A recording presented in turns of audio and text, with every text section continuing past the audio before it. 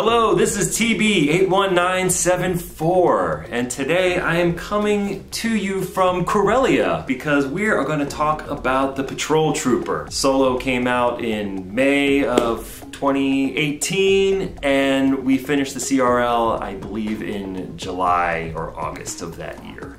The Patrol Trooper got a good start, and then it kind of ran into some troubles during the pandemic. Supplies were hard to get, and the biggest maker of the armor was unable to make them anymore.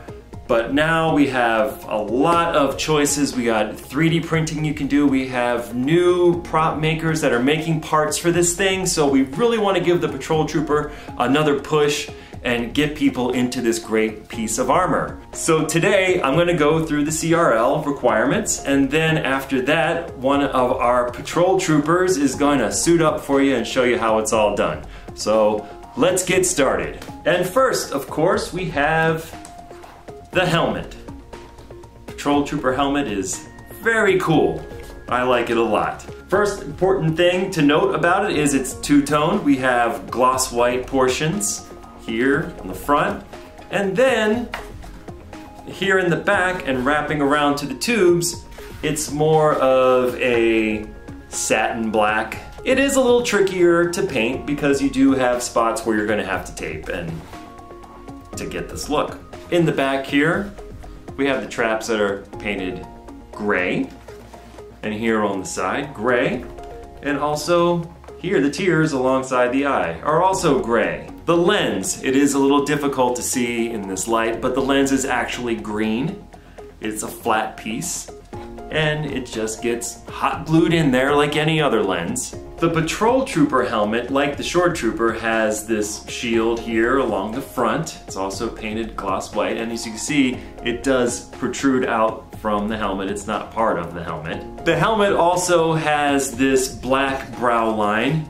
It can be rubber or a rubber-like material as long as it looks the part. Additionally, we also have these two vent tubes. Again, rubber or rubber-like material protruding from here to here. They are also not part of the helmet. They are, distinct from it. The frown, which is kind of like the famous Stormtrooper frown, has gray teeth, and in between the gray teeth are black mesh. So good, you can get a little bit of air in there. The ears have these flat screws right here. The ear bar area is gray and has two bumps. That rear bump is narrow, painted black, and the front bump is wider and remains gray. The back of the helmet has indents in the black portion, as you can see. The two rear traps have 13 vertical thin grooves painted black. The front has an aerator, and it's black in color. The tube stripes, now they're black, not white, and they have these indents right here. The indentations themselves, and these are actually kind of like cut in, they're painted white. So again, a little tricky with the paint job, but yeah, you want to get these vents in here to be white, and there's 12 on each side. Then right here, the mic tips, they're painted black, and they have mesh screen over the top of them. And kind of like the Scout Trooper, you can do some light weathering to the Patrol Trooper. Nothing as heavy as a Shore Trooper, but you can get in there and just dust it up a little bit, make it look like you've been doing high-speed chases on your bike. And the next item on our list of requirements, balaclava. You know it, you love it. That's all I have to say about it. Okay, here is one of the pieces that has really caused us a lot of problems. It is the Patrol Trooper jacket. And we just call it a jacket. I think we just did that from day one. It is a shirt. You can have a zipper down the back. It kind of fits more like a jacket though when you look at screenshots as opposed to like a tight shirt, so I think that's why we called it a jacket. But anyway, it should be a shiny like material, smooth, semi-gloss black. This one's kind of like a faux leather, which gives a really good representation of how the jacket looked on screen. The tricky thing with the Patrol Trooper jacket is kind of the complicated pattern of ribbed, smooth, and stitched portions of the sleeve. Down by the wrist we have ribbed. Then it smooths out and we have a portion of just stitched. Then above that we have another ribbed portion, followed by another stitched portion. And then more ribs, followed by more stitching. And then it smooths out as we get to the shoulder seam. Now, going forward, this is going to be our level 2 requirement. Just to make it a little simpler for prop makers and people building at home, for level 1, we're going to require that the sleeve is just ribbed. You don't have to do like this Morse code of patterns here. A simple ribbed sleeve will get you through basic. Okay, next are pants, trousers. These are simple type of security guard or police officer type pants. They're like a black cotton-like fabric with a white stripe going down the side. The stripe is about a 1/2 inch to 1 inch in width. We found a uniform store that sells these pants for like 20 bucks. I know some of you at home will probably want to save money and get like a black pair of pants from the thrift store and some white ribbon and spend half a day trying to get it sewn on there to save $20. You do it. Okay, now moving on to the hard armor, we have shoulder bells.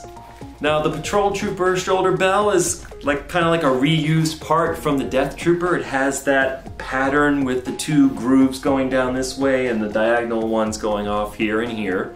We want these to be gloss white, and you can weather them lightly if you'd like. Next comes the bicep armor. This is original to the patrol trooper. Like the shoulder and the other arm portions, these pieces, they just kind of attach to the jacket. Unlike the scout, there's no elastic going around them to secure. Velcro works. You can just put Velcro on your jacket and Velcro on the matching Velcro on the back here and pop them on. And you will achieve the patrol trooper look. And then finishing down the arm, we have the forearm armor. And just like the other 2 pieces, Velcroed on. However, unlike the other 2, they're not like perfect mirrors of each other. The right one has these 2 indents here that are painted black. And then the left has these 2 raised portions here. But it's all gloss white, lightly weathered. Now, like all the new Disney troopers since the takeover, the patrol trooper uses those same gloves like the First Order, like the shore trooper. They have white palms, and on the back, the same sort of handguards that you would find on the shore trooper, except painted gloss white. The next piece of armor on the CRL is the chest armor. Patrol trooper chest armor, very similar in style to the shore trooper, has the indent that is painted black right here, and then it has this black chest piece in here with these raised portions here, and then a nice big green button right there. At the top we have those similar sort of shore trooper buckles where you would of course put your shoulder straps behind. And then down here as well, you have the elastic that's made to look like it connects to the back, but actually doesn't really connect to anything. It's just decorative. The elastic, of course, feeds into these slots right here that are cut out and secured on the inside.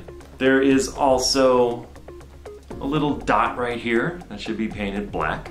And overall, the piece should be gloss white, semi-gloss, lightly weathered.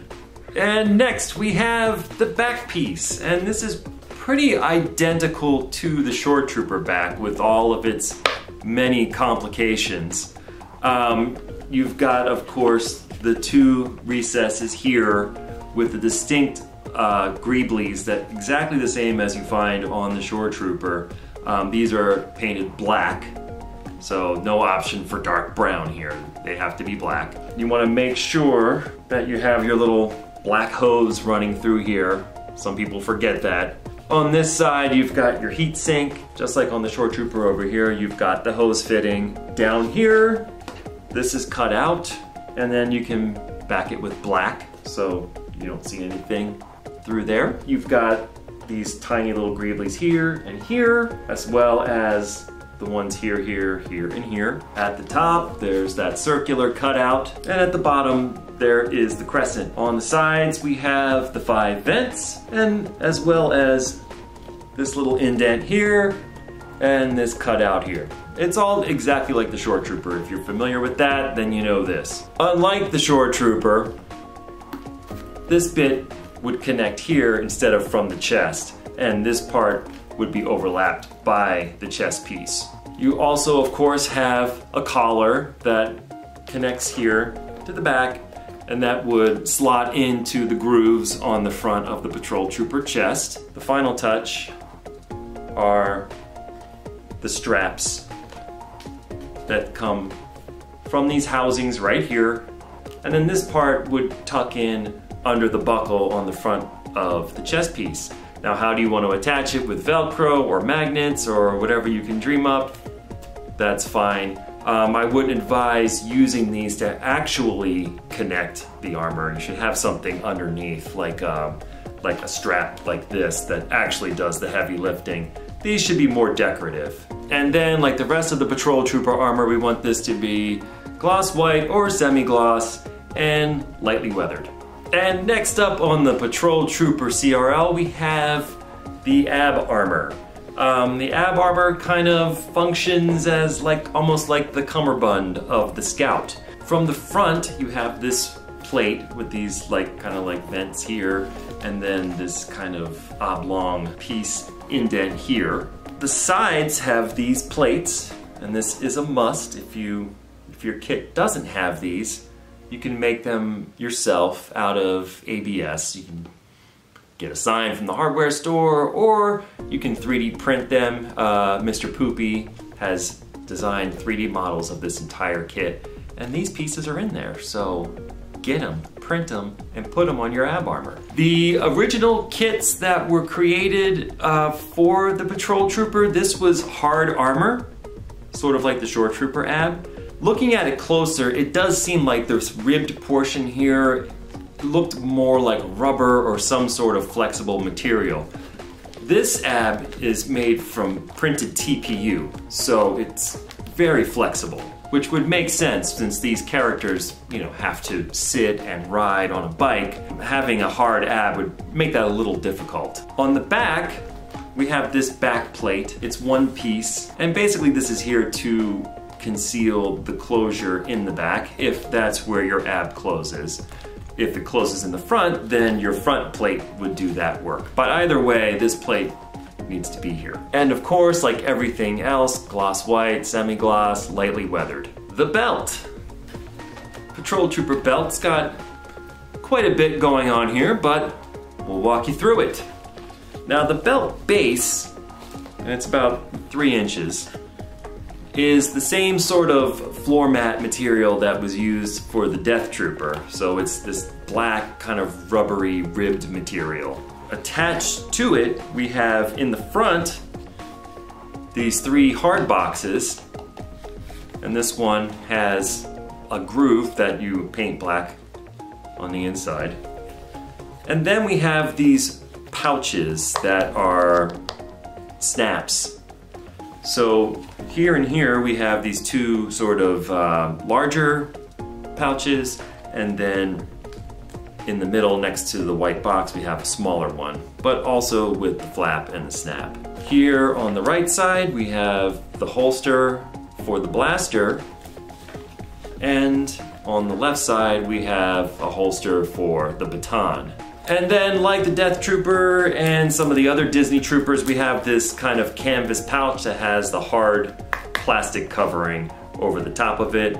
Ours, of course, is painted white. Gloss white or semi-gloss and lightly weathered, just like everything else. Attached to the back of the belt, we have the patrol trooper's thermal detonator. I mean, I guess that's what we call these things. We don't really know if this thing explodes or not. The patrol trooper one's interesting because it's not symmetrical. It has this sort of white tube on this side, and then on the other side there's like this ribbed cap in black. On the front we have two greeblies. This one is rectangular, that one's circular. They both stick out from the thermal detonator. Next to the circular greebly, there is this oblong cutaway right here, and you're gonna wanna paint that gray. The top is painted black, and the rest is white. So, same as everything else, gloss white, semi-gloss, lightly weathered, white on the side, and black around the ring. Now, one of my favorite topics, cod pieces. This is the Patrol Trooper cod piece. It is very simple compared to what we're used to dealing with the Scout. It's just a triangular shaped piece of plastic. It has this bend in it. I think we know why. Right here there is an oblong sort of cutaway. It's indented. It will match with the cutaway on the ab plate in the front. So they should line up when you're all suited up. A good thing to do with this is to put some Velcro across the top of it and attach it to like the belt. That way when you sit down it swings forward and you're not constricted in any way. And of course we want this gloss white or semi-gloss and lightly weathered. The patrol trooper would not be a Disney era armored trooper without overly complicated leg armor. Very similar to the shore trooper, but also different. So the shin armor, it looks like it's one piece, but there's actually a couple different pieces going on here. We have, of course, this plate in the front. It kind of fits on top and can be affixed to it. Where like the sniper plate would normally go, we have these more like decorative chevron looking pieces of armor. They're mirrored on each set of shin armor. So on the left, this side points down in the other direction. You have these greeblies here, and that's it for the shin plate. Now looking at it from the side, this calf armor here shouldn't be part of the front. You want this to be a separate piece because it's going to be easier to get it on and off if you have the ability to kind of clamshell it onto you. You have these buckles here, these small buckles with an elastic strap running around the back. Now, if you somehow make that functional, I guess it's possible. It's a lot easier just to kind of Velcro the calf armor here, and then there's an attachment tab on this armor here where you can attach it on the inside and the back. The tricky thing is they've done this sort of bit that goes around the ankle, and it's all closed off, which makes putting on the boots a little challenging. You probably want to put the armor on the boot first before you get into your outfit. And then also one more decorative bit, we have this oblong indent right here, which is painted black. The shin itself, of course, is gloss white or semi-gloss and maybe lightly weathered. Now let's take a closer look at just the boots themselves. The patrol trooper wears almost like a patrol officer's style riding boot. This is a little bit higher than what you would see, say, on an Imperial officer. And they do have these kind of portions that stick up here on the side. Patrol trooper boots also have the zipper going down in the back. On the foot of the boot, there are 3 separate pieces of hard plastic armor. There's this toe cap that extends to about mid-foot. Overlapping the toe cap is what we call the dog bone. We just got that from the Scout Trooper, but we've taken to calling this the dog bone as well. This piece can float a little bit, and there is a strap, elastic strap that passes under your foot to kind of secure it in place. Then in the back there is this heel portion And the heel has these cutaways here and here. Like all the other armor on the patrol trooper, it is white, gloss, semi-gloss, and weathered. Let's get a little bit closer up on the holster here. You can see it's riveted to the belt. Gloss white or semi-gloss, lightly weathered, and you want to make sure, of course, that your pistol fits inside of it. This one has a nice tight fit, so it won't fall out. Can't promise a kid won't try to steal it from you, though. And on the other side of the belt, we have the baton holder. This one has the baton in place. You can see it's not going anywhere. It has these two bits here and here to kind of secure the baton. Now, whether you make those hard or in this case, these are like strapped pieces, it's kind of whatever works best for you. We don't have a 100% clear picture of this portion of the trooper, unfortunately, so we're a little open about how this is all completely done.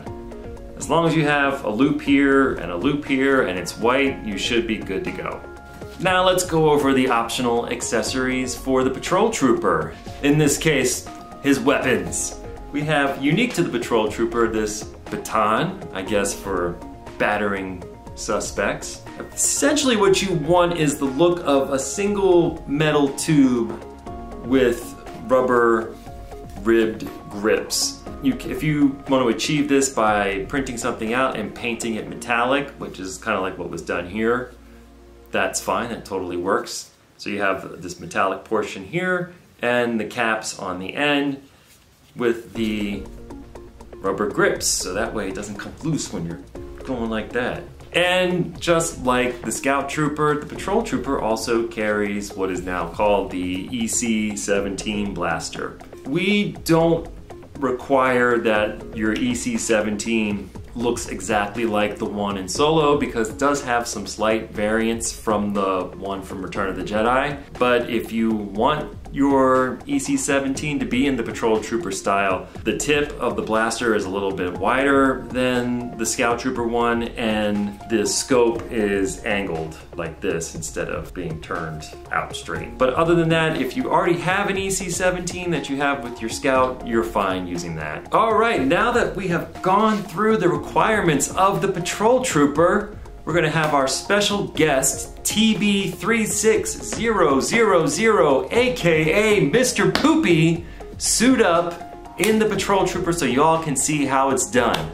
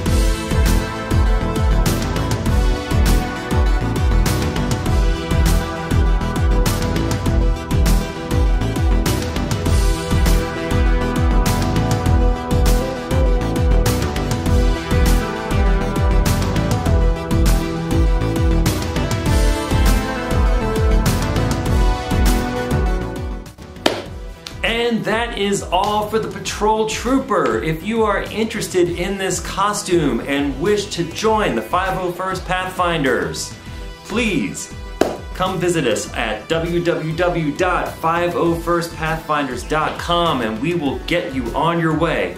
I want to see more patrol troopers out there patrolling the galaxy and writing tickets to those rebel scum. Now let's get those buckets on.